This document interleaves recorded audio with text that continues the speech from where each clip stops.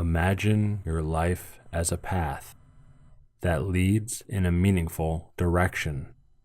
This path represents your values, your deep priorities, the things you hope to do and see and achieve and experience while you have the opportunity. Say someone asks a very tough question. How do you truly want to live your life on planet Earth? The path we see before us represents your honest answer. It would be great, in a perfect world, if our paths were clear, unhindered routes completely free of obstacles or impediments. But our world is not perfect, so our paths will not be clear. Sometimes they'll be very large and other times quite small. Sometimes they'll be close together, other times far apart. As long as we walk our course, though, there's one thing we can count on. Swamps of anxiety will appear on the path before us. Yet this alone is not the dilemma. Certainly, the fact that swamps of anxiety stand on our path isn't cause for celebration, but it's not the dilemma either. The dilemma is born from our response to the swamps, rather than the swamps themselves. The swamps rise up and we flinch back. The swamps emerge and we diverge. We have a strong tendency to avoid anxiety, an ingrained inclination. And because anxiety swamps show up on one's path in life, this avoidant tendency leads to many problems. Anxiety is part of life. It is the cost of admission of the human condition. It is the price of the ticket to go on this ride. Life is hard and wonderful and bumpy and beautiful, and anxiety is just a part of it. Picture two cavemen walking a prehistoric path where tigers may be lurking. The anxious caveman scans back and forth, searching for signs of threats. His muscles are tense, his club is ready, and his body is prepared to fight or flee at a moment's notice. Then there is the anxiety-free caveman. Singing a cheerful song, he strolls along with a happy sense of security.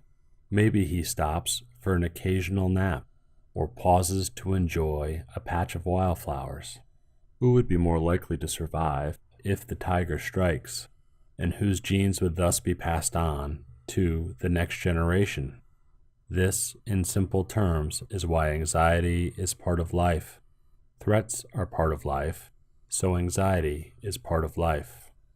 The fact that anxiety is part of life, however, is not the source of our problems. Anxiety itself is a feeling. It's an unpleasant feeling, an aversive feeling, a feeling no one should have to experience in a severe and endless way, but it's still just a feeling, an unpleasant, harmless feeling felt by every creature on earth. Anxiety problems, on the other hand, are more serious than a feeling. They take our time, they take our freedom, and they take our opportunities. And anxiety problems don't arise directly from the feeling called anxiety. They arise from how we avoid it. This avoidant tendency, like anxiety itself, is a product of our natural history. Back when cavemen roamed the earth, anxiety was triggered by actual threats that could and should be avoided. Running into tigers, running out of food, ending up isolated and alone. These were the threats that haunted our ancestors, and indeed it made sense to avoid them. And how did ancient humans handle the process of avoiding threats? By avoiding anxiety. When a creature avoids anxiety, it also avoids the threats that trigger it. By avoiding the anxiety evoked by the tiger, our ancestors avoided the tiger. Yet this ancient function has been short-circuited in the modern world. We still experience anxiety, of course, but when we feel anxious now, there is often nothing we could or should be doing to defend the things we value. Most of the time, there are no predators to drive back by building fences, no starvation to ward off by hunting for food. no rivals to repel by sharpening spears. Yet we still feel anxious. We continue to experience anxiety in the absence of actionable threats we could feasibly act upon through our own initiative. We are anxious in the absence of tigers. Here's the kicker. Anxiety is not just disconnected from threats in contemporary life. It also tends to be connected to areas of personal value.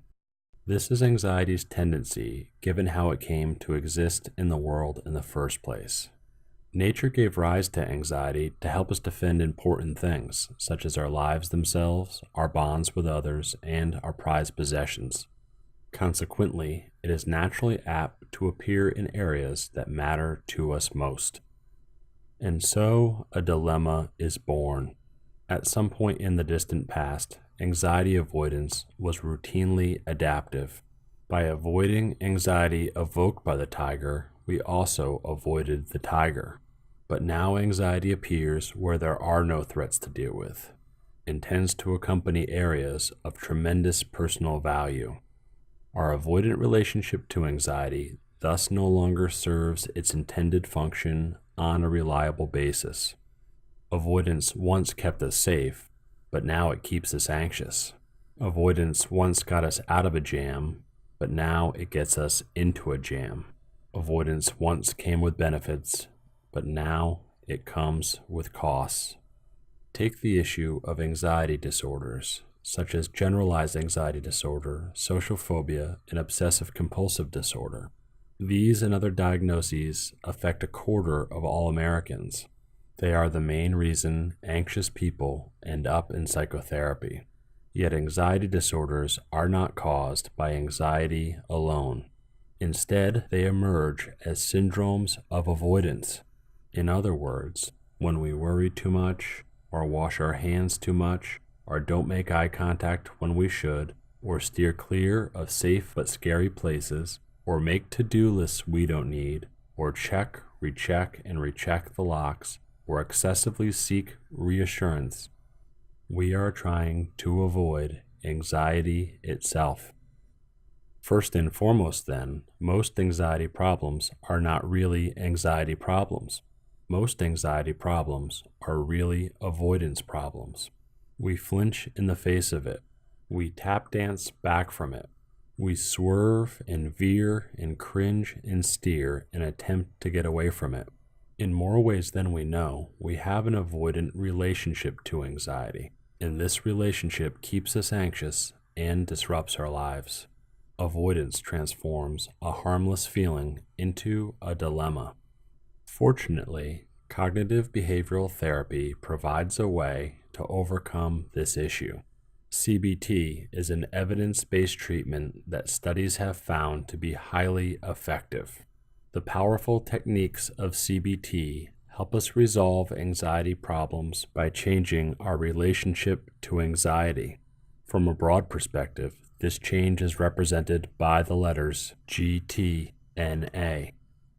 When anxiety stands between us and things we value deeply, we are best served going through it instead of going away from it. This single sweeping change can be broken into parts.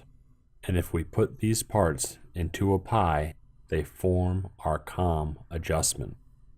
Courage, attentional control, letting go, and management. Let's make sure we're on the same page before we continue. While anxiety is a part of life, it's definitely not the only part. There is also a joyfulness to existence, a jubilation in getting to do this, a grateful exuberance that accompanies the act of living itself. Sure, we're faced with a dilemma, but we've also been given a gift, and the approach ahead helps us receive it, whether we are anxious or not. It helps us stay on our path in the face of harmless feelings. It helps us experience the things in life we deeply want to experience. It helps us do what matters and works, even when we're anxious. This is what the work ahead is really all about. learning to fully embrace one's life regardless of anxiety. There is another benefit of the approach that follows, though: predictable and measurable anxiety reduction. It's true that being anxiety-free is not a practical goal. We live in a bumpy but beautiful world, and anxiety is part of the package. At the same time, having low anxiety levels is very realistic.